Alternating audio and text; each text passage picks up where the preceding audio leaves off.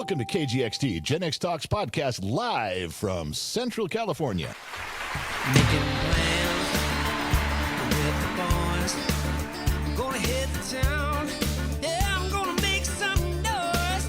I'll push past the pain and my wounded pride. I'm gonna live it up. Yeah, stay out all night.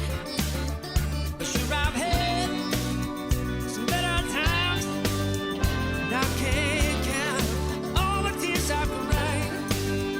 And maybe down my last time.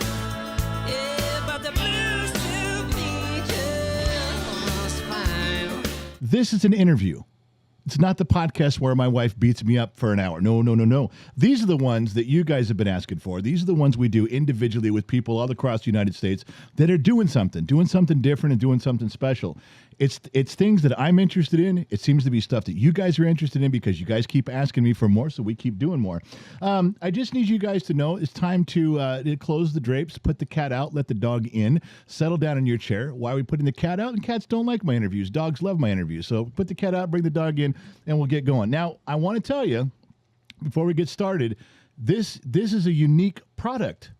You guys are going to have to follow along. There's going to be some stories. There's going to be some information, but it's a unique product. It's different from all the other stuff we've talked about, and we'll get into more of that in a minute. But I need to introduce somebody right now. Gabriel, how do I say your last name without screwing it up?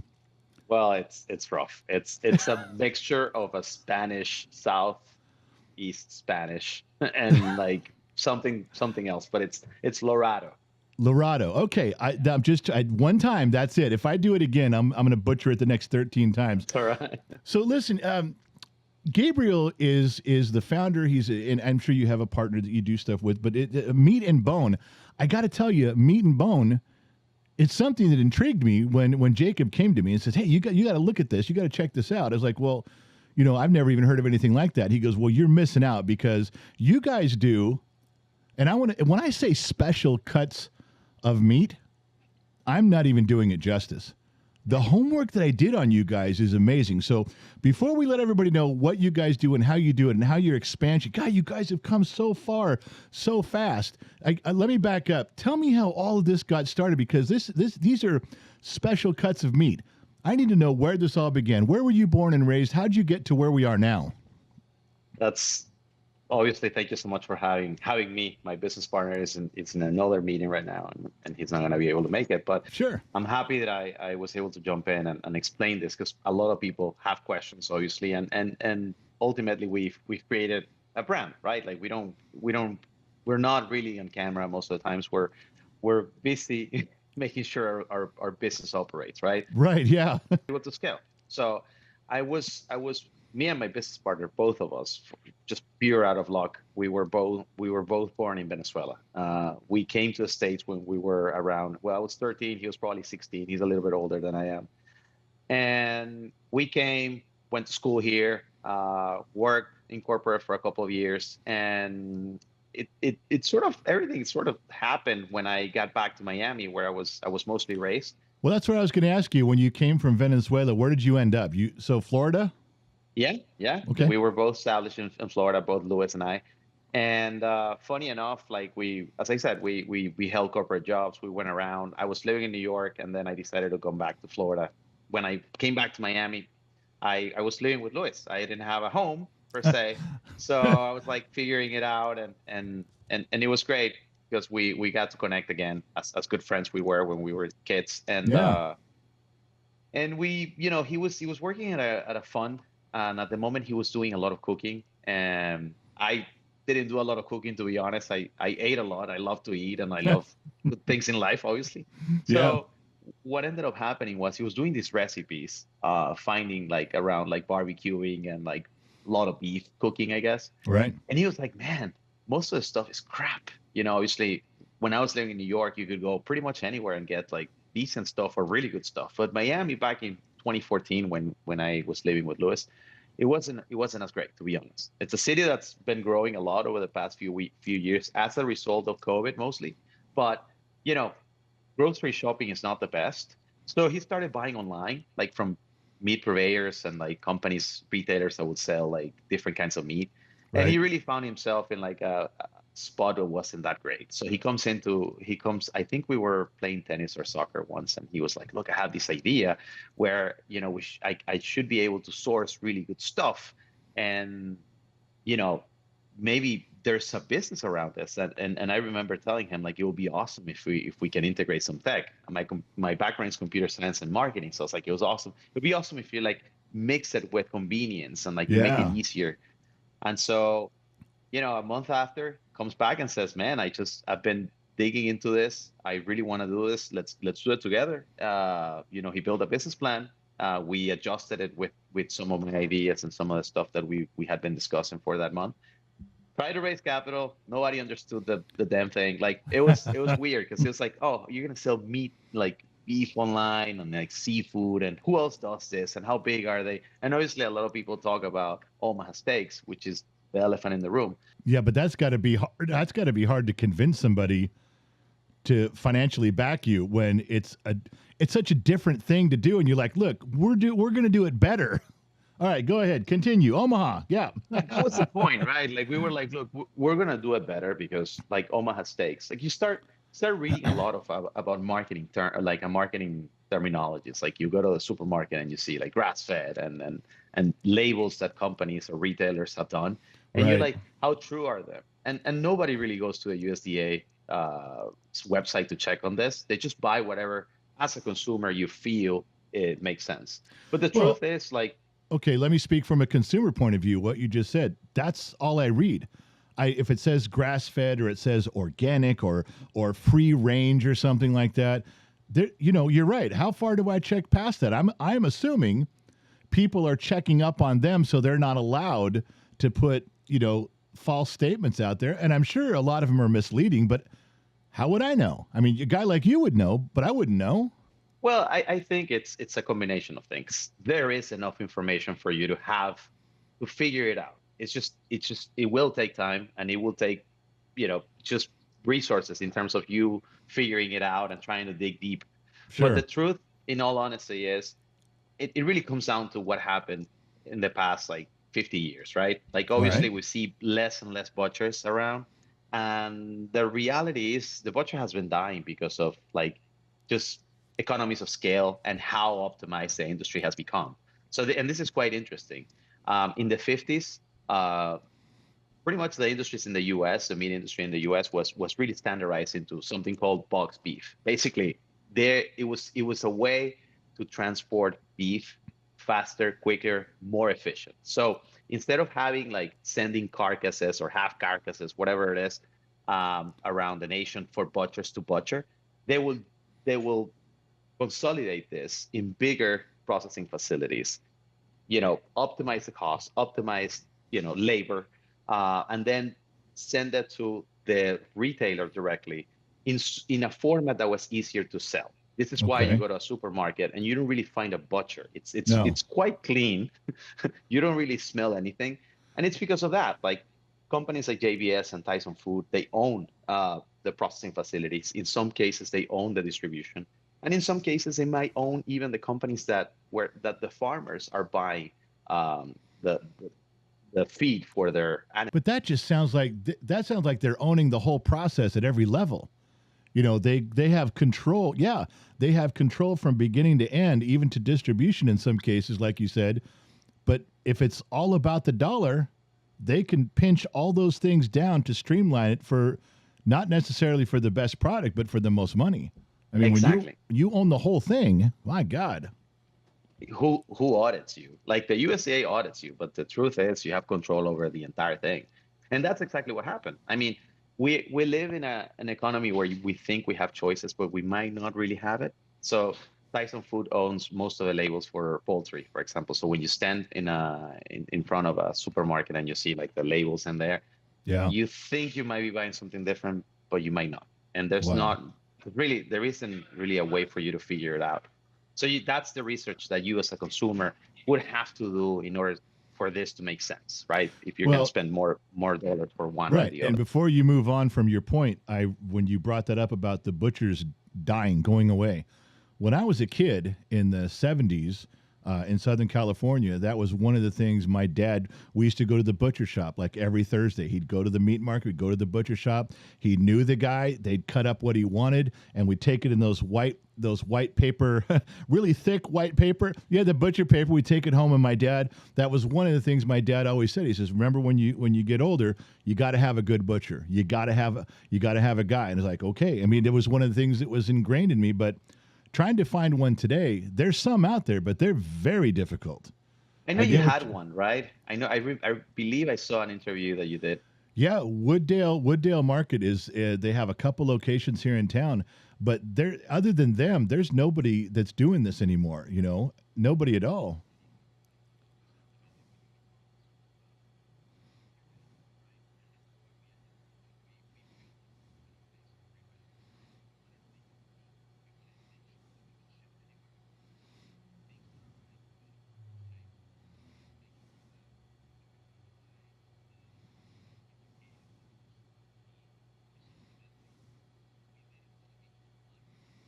Right. Yeah. Yeah. It can get confusing for a dumb mechanic in the middle of the desert. That gets a little overwhelming. But you know, you just said educating. Okay. So I heard a story about how you guys, if someone comes into where you are in person, not ordering online, you guys will actually sit down like at a table and educate people real quick on what's going on. I've never heard of that ever. Tell me what that process is like. Well, I mean, we've been busy building the company. I'm not gonna lie. So when we launched, no money, we launched out of a closet, and then we were able to afford a retail space, which wasn't a retail space. It was a space. It was a storage, and the goal with the storage was, hey, let's just do deliveries, right? We have the website. We'll make sure that everybody, you know, they're allowed to pick the date and time that they want to get this delivered, and we'll do the delivery ourselves. Back then, Uber Eats wasn't really a big thing, Right. but for most of the parts, we used to do our own deliveries until we could afford employing someone to do. But yes, when we started getting this appointment request, like people would be like, hey, I'll love to see your offering, and we were like, okay, buy it online, and we started really listening to the consumer, and we were like, I mean, these guys want to sit down and see it. And so, you know, just like most of the meat in the U.S., we do process in boutique facilities, like very small facilities that are very transparent. We work with sourcing with them, and everything comes vacuum sealed, so everything is butchered. It's beautiful. Gotcha. Yeah. You're able as a consumer to see it. Everything is fresh. So what happened back then when we started the retail concept was a result of that. People will make these appointments. We will sit down. We had a coffee machine. So we'll have coffee with whoever will be coming in. We'll talk for probably 10, 15 minutes easily. Some conversations will take even more, because ultimately people are like, listen, I was reading online, but can you tell me about this? What's the difference between this steak and this steak? Why would I pay more on this? How do I cook it? So we built our entire strategy based on that feedback. We said, look, you know, our retail is not going to be people just walking in, grabbing anything and leaving, because they're not going to they might even have trouble knowing how to cook it. They might think that they know how to cook it, or they know more or less how to approach that particular cut, but they might not. They might ruin it. And to be honest, that would be disappointing for everybody. We'll try to build that missed link, which your dad had and my dad had with the butcher. We said, look, the butcher was not just about, hey, here's this awesome thing that I got this week. It was mostly about that bond that you will build on trust, and obviously on that education that butcher will give you, like, oh, I want more fat on this cut, whatever it is, or hey, I'm trying this new cut. It's called picanha. What is it? Oh, it's popular in South America. How do you cook it? Well, you can grill it. You can do whatever. So we ended up doing it that way. So when you come into one of our retail stores, there's a big table where people sit, and essentially one of our reps come. There's a touch screen so people can actually see what the cuts are, the pricing, everything is in there. But we bring the cuts out. Everything is vacuum sealed, so people can see and they can browse. For example, it's very common to go into one of the stores and the guys are doing their pitch, and we sell over 26 different types of ribeye. So all 26 different ribeyes will be put on the table. Gabriel, who does that, man? Gabriel, how would you even think I mean, I've been around this planet a long time. I can't think of one other example where someone does that, unless you're talking about paint samples in Home Depot. Nobody takes the time. Nobody takes the time especially in anything that has to do with food. I would have told you that's not going to work, Gabriel. Don't waste your time doing that. That's a dumb idea. And I would have been dead wrong. I can't even believe you're doing that. That's outstanding. And like you said, it wasn't like it wasn't just a popped out idea. It was born of the necessity of feedback and conversation. Wow, wow, wow. Okay. Continue on. What happens after that? Where do you guys go? Think about it. Ultimately, what we ended up doing was we listened to the needs of the consumers, which were, to be honest, our own needs. When I moved from New York, the same thing happened. Like, quality wasn't that great. So I found myself being my own client when we started sourcing, when we started, our business. We were our first clients, and we were the ones that were like, okay, this is different, this is better. So we became sort of curators. We've tried so much beef that we can tell you, hey, this is not only better, or this profile will fit this better, whatever it is. But ultimately, we build our entire strategy based on education. We wanted consumers to know what exactly they were buying. Okay. And why. Okay. So, all right. Now, hold on. Question popped in my head. You can sit and educate all of us on what you have and where it's from and what the cuts are, even guide on which is the best way to prepare it. All right. I'm with you. How do you decide what to bring into your company? How do you decide what to buy and from where? I mean, that has to be a huge learning curve for you guys.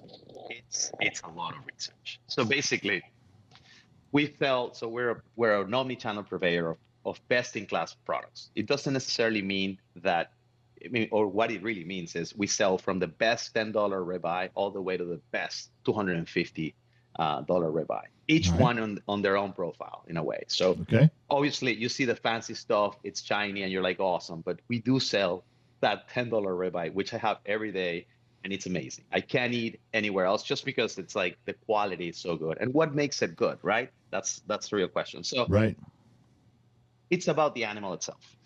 How happy animals basically yield really, really good quality proteins. That's the bottom line. So anything from obviously being free range, having a balanced diet of natural grains, grass, soy. I mean, it makes a huge difference. Obviously non-GMO stuff, it's out of the question. And then, I want to make a highlight. When you see like no antibiotics and things like that, I want to make sure that this is one thing that I mentioned here. The USDA does not allow any animals to go into a slaughterhouse having any antibiotics in their system. There's absolutely no way on that. And that's one of the first things that we saw. We were like, well, look, what's the difference between this antibiotic thing? So it was a misleading term, and that's the truth. So whenever you see that label, just don't even pay attention to it because it doesn't mean anything. It's just a marketing label. So anyways, going back to it. So happy animals, diets, sourcing, how they're treated, it makes a huge difference. It actually makes the entire difference. So we work with about 65 different programs today. And programs are like groups of farms that get together and they sort of use the same, they're going to be in similar areas. So they use the same methods of growing the animal, raising the animal, feeding the animal. And so they're boutique, but they're great. I mean, our business doubles in sales in Q3, Q4. So we know that there's definitely ways for us to scale, which is important. But we also know that if one of the programs doesn't do well or something happen, we can find other programs that are going to be the same or even better, because there are enough farmers out there that are, and they're caring enough. The only thing about it is it just drives the price, right? You can't compare massively produced animals or bad practices in that sense. Yeah, I get that. I do. But do you have to keep, I mean, I'm not just talking quality control and, everybody, I'm sure you have a system in place to make sure that everything's how it's supposed to be. But at some point, there has to be one of you guys that taste test this every so often as it goes along to make sure everything's right where it's supposed to be. I mean, nobody's taste testing my stuff when it goes to the grocery store. It just ends up in the wrapper with some fancy labeling on it. That's it. but it's got to be different for you guys. Yeah. We do. We're constantly, so the process is quite tight. So basically, we do several things. We have a program with our employees where they get to source their proteins and their from our own offering. So the goal with that is that they're obviously not only trying it but having a benefit on it. And I feed my family with our own protein. So I eat this every day, and I try to Right. obviously the goal is for someone in the company to be tasting at least one of the products every month. Yeah. Smart. But Yeah. yeah, it is. It has to, right? But not only that, there's also the fact that we inspect every single piece that gets processed. We have a team in our warehouse that makes sure that everything is according to standards in weight, Every, in size, everything is the every way it should piece. be. Every Yeah, piece. Wow. it's thousands and thousands. I Yeah, but it's mean, important. yeah. No. It Yeah. is But important. well, there's you talk about the other places that do this kind of stuff, and the grocery stores they say, well, of course we inspect everything, but it's just passing by on a conveyor belt before three people as fast as they can see it. I got a feeling that's not what you guys are about. I got a feeling what you're telling me is hands on. One item at a time inspection. That's just it would almost have to be that way at your level. It has to. I mean, to the level that we run our business, it has to. It's the basis of our business. We want to make sure. I mean, if you're in California, I'm in Florida, I'm shipping you meats. I need to make sure that whatever I ship you is perfect. If it isn't, not only I let you down, but I probably have to make it up. So financially, I think it will cost me more. I, I'm pretty sure it will cost us more. Yeah, So check it the first time. yeah, do the homework right I first, got and it should you. work. Yeah. Yeah. So you So start. Wait, let me back up real quick. I don't want to. I don't want to cover the same ground twice. But you started in 2016. Was that when it began? And then your first well, your first. the idea was in 2016. We really launched in 2018. Okay. So but it was half a year, I would say. Then we ran 2019. 2020 came with COVID, so obviously that was crazy. People Yeah. trying to find proteins, but But that was good for you because you'd already established your online store, so you were ready to go when that came about. Yeah, I got you. And then you opened up some restaurants too, didn't you, in Florida? yeah. So So you we have a like a it's a small casual steakhouse.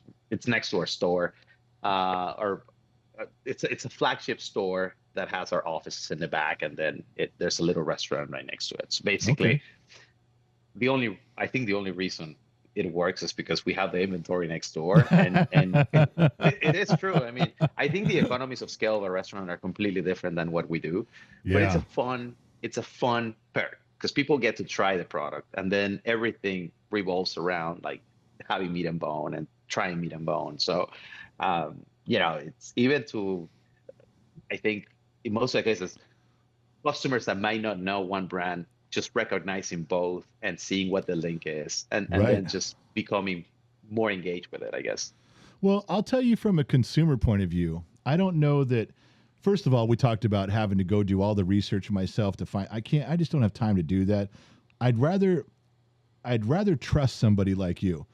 I would, as a consumer, and I don't know if this plays into your business model at all, but I'd rather if I'm in front of you and you guys have a table and you can educate me on some stuff and I can ask some questions and we can see some stuff, fine, let's do that.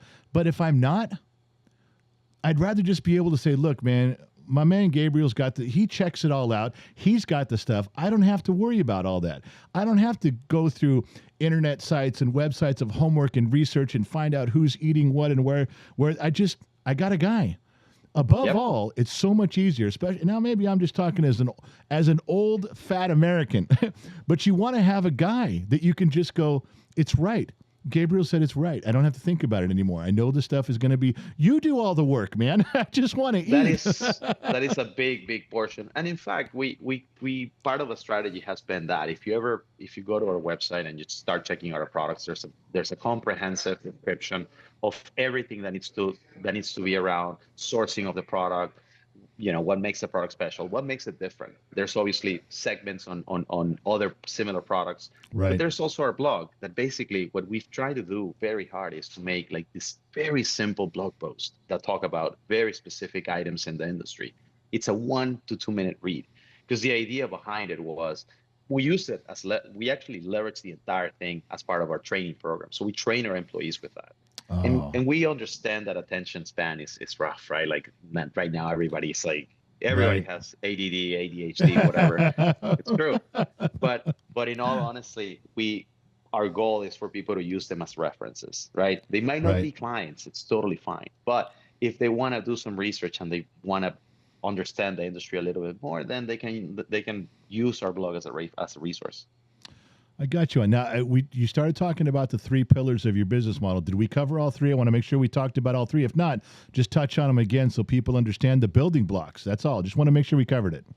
No, so we've got obviously the product and the uniqueness of it, the convenience, and then we have the technology and the sorry, I gotta go back to it. So product and customer service. So Okay. just like we have customer service in retail, we also have customer service on online. So the Yeah. idea behind it, you can pick up the phone and talk to one of our reps and make sure that not only your questions are answered, but anything that's related to hey, teach me this or teach me that. Like some people think that we actually charge for it. Like I've gotten questions like, hey, can you have one of your guys call me?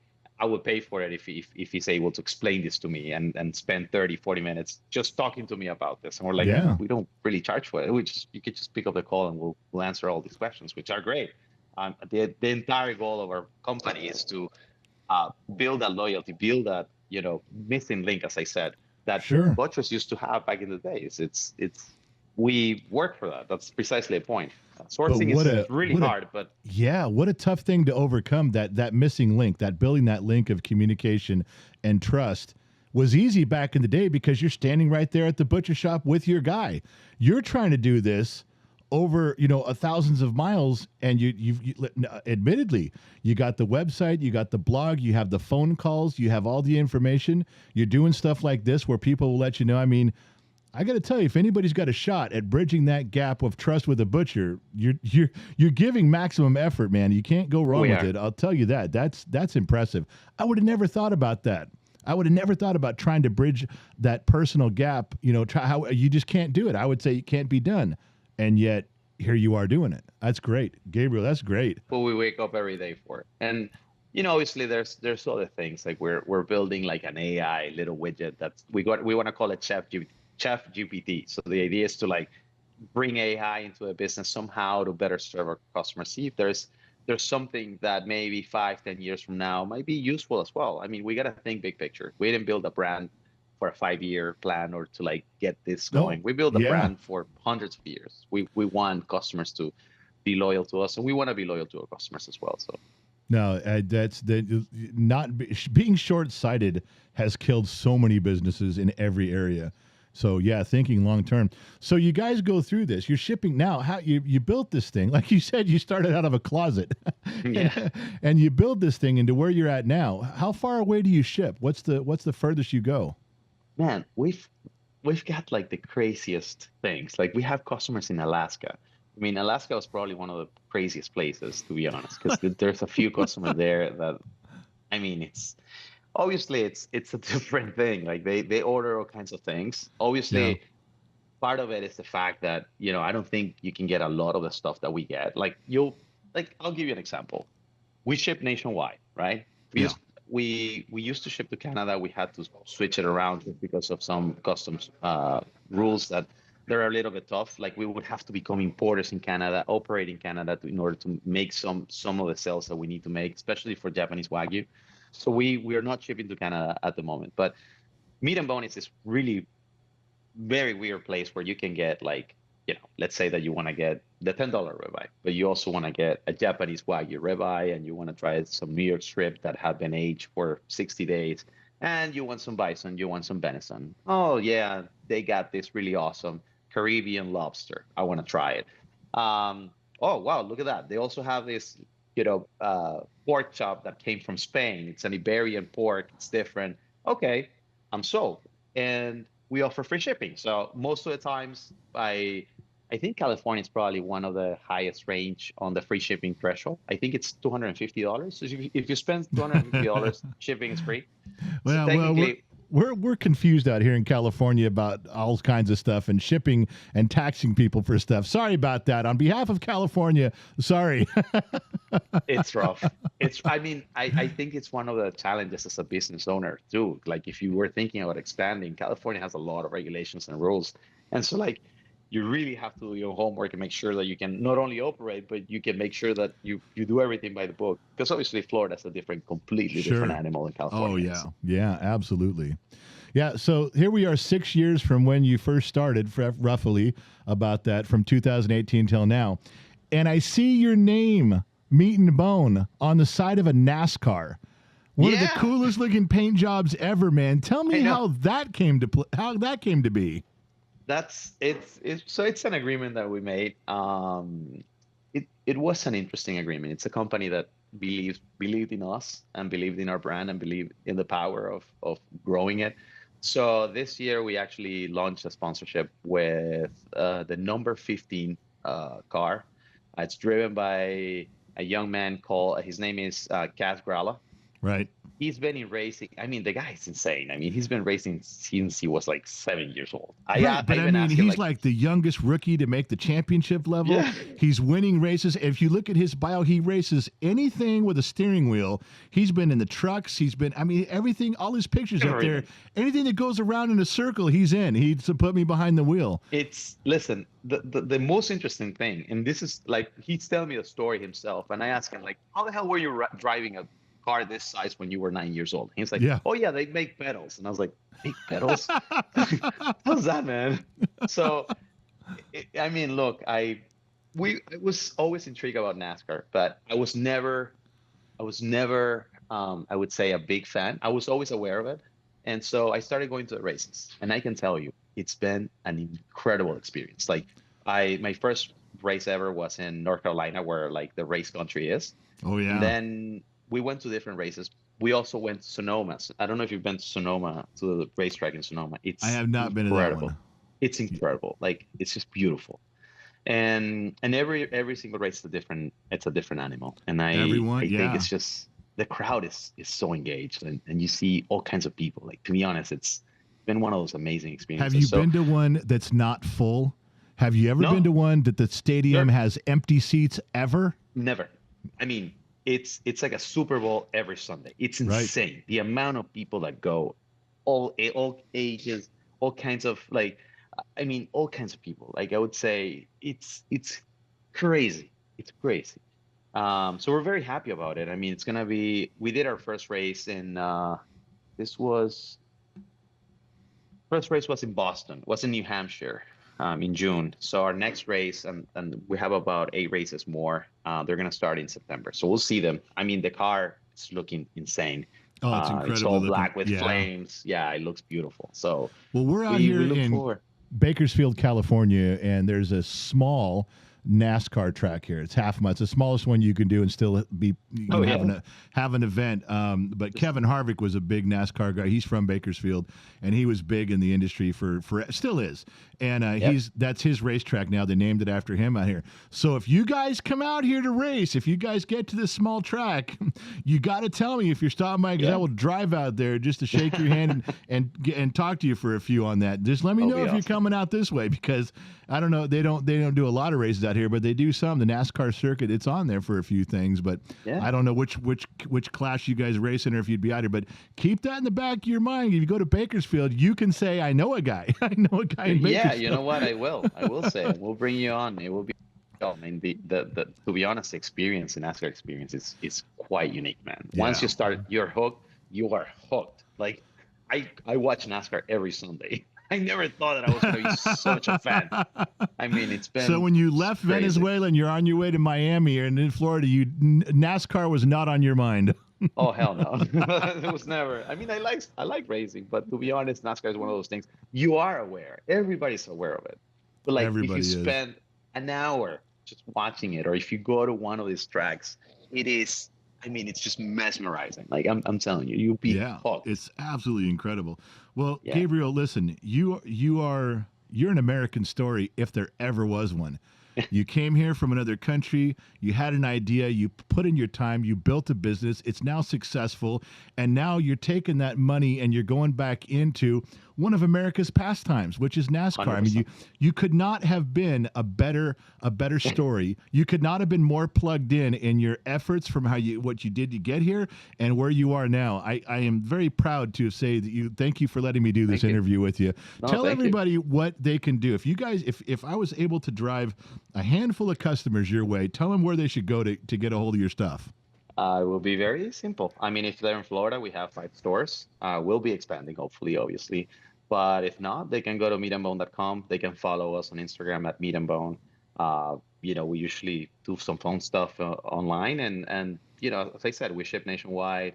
Our stuff is very awesome. So I'm sure whoever tries it, they're going to continue being a client. And we're here to help whenever they have any questions. And we'll get a link from you. So when we get this edited and put it out, we'll get a link from you down below where everybody can go right to your store and, connect with you. We'll put up the links to your Instagram, wherever you are. We'll put those out there for anybody that wants to click it and go check it out. We'll push that your way. Listen, I heard I got some of your stuff coming my way. Jacob said there's a few things coming. So now I'm afraid, Gabriel, you're now socially obligated to do this one more time with me in about a month or so. Once I've sampled your stuff, my man, because then I'm going to have more questions. We're going to talk about some more stuff. But I don't mean to corner you like that, but you got to do it. I mean, now you have to just to be a nice guy. Let's do it. I'm very happy to jump on it. I send you some good stuff for you to try.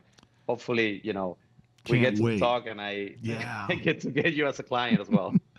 Well, listen, you guys see, that's the interview. I told you it wasn't a podcast. I warned you this was going to be interesting. And my man Gabriel gave you the whole thing, left and right, up and down, back and forward, yin and yang. It all comes around, and he started at the beginning. We got it to the middle. We got to the end, and it all made sense. Nobody tripped over anything. And now there's something that you guys can every one of you out there, now you're writing this down. Where do I go look? Every one of you is thinking you got to go try this. You got to go at least look. Okay, we'll get you to the front door, and then you guys decide what you want to do. Gabriel, thank you once again for taking the time and coming on. No, thank you, Mark. It's been awesome. Right. Thank you for having me. We're out of here, man. The interview's over. You can rewind it and play it again if you want to. Spread it around, let other people know. You're going to run into people that already deal with these guys. Every reference you get is going to be golden. There's not going to be one person out there who says, "Oh, stay away from that." No. Everyone you talk to who's done this is going to go, "Hey, I'm sorry I kept this from you. I should have told you about these guys before. They're awesome." I appreciate you guys coming on. I appreciate all you guys listening. And I don't know where you're listening from. Around the planet, AM, FM, Sirius XM, or perhaps you leaned into us on the Armed Service Radio Network. Remember 2 things. Wherever you go, there you are. And I'll catch you guys on the flip side. Thanks again.